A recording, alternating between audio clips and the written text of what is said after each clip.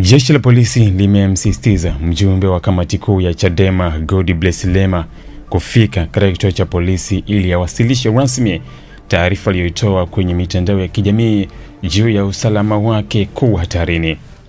Kupitia taarifa iliyotolewa hii leo Oktoba 17 mwaka 2025 na jeshi la polisi nchini, imeeleza kuwa jeshi la polisi linaendelea kufuatilia kwa karibu na tunamsisitiza afike katika kituo cha polisi ili awasilishe taarifa yake hiyo rasmi kwa hatua zingine, kwani ndio utaratibu wa kisheria, imeeleza taarifa hiyo. Aidha, jeshi la polisi limetoa wito na kusisitiza kwa baadhi ya viongozi na wananchi kuendelea kuzingatia utaratibu wa kisheria wa kuwasilisha taarifa sahihi kwa jamii na mamlaka za haki jinai ili kuepusha upotoshaji na taharuki zisizo za lazima.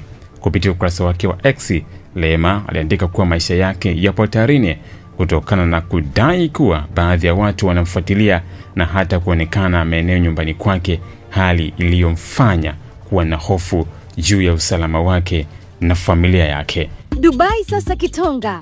Safirisha mizigo kwa punguzo la bei, yani dola 350 tu kwa CBM. Ni kwa bidhaa za toy, pochi, viatu na vifaa vya simu. Kilimanjaro Star Cargo, Simba Bahari.